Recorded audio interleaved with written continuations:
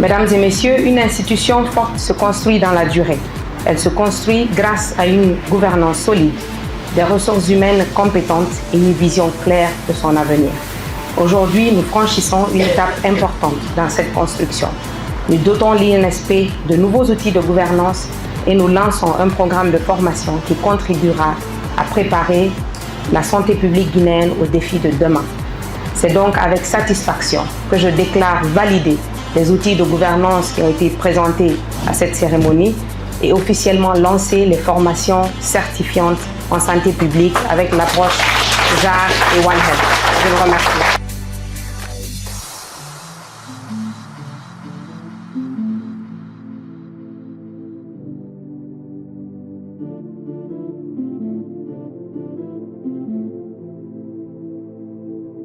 Et aujourd'hui, ce pot de départ, c'est un token de reconnaissance pour vous, M. Enrico Colombo. Et je veux vous réitérer l'entière disponibilité du ministère et vous dire, ne nous oubliez pas, à chaque fois que vous voyez la Guinée, soyez l'avocat, faites le plaidoyer en nos noms et défendez l'intérêt de cette patrie qui vous a aimé et que vous avez aimé. Je vous remercie. Merci.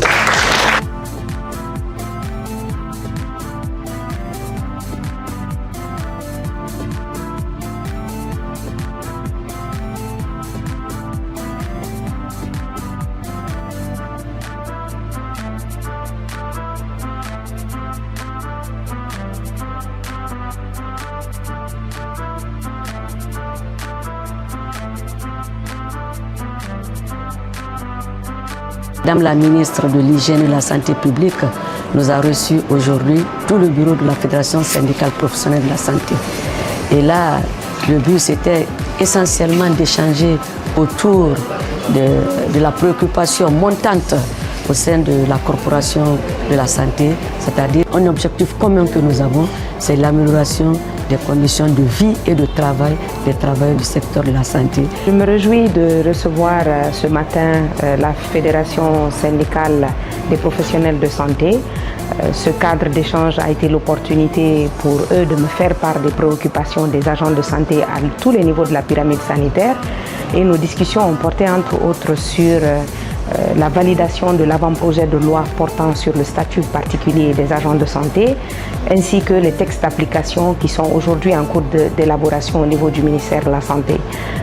J'ai pris l'engagement de continuer ce cadre de collaboration en mettant en place une commission mixte entre les cadres du ministère de la Santé, le sectoriel concerné par ce statut, notamment le ministère de la Modernisation de l'Administration, le ministère du Travail, le ministère de l'Enseignement supérieur, mais aussi le ministère de l'Économie, des Finances et du Budget, avec les syndicats impliqués dès cette phase de validation de l'avant-projet, avant sa transmission au niveau du gouvernement pour validation du chef de l'État, avant que ça n'aille à l'Assemblée nationale.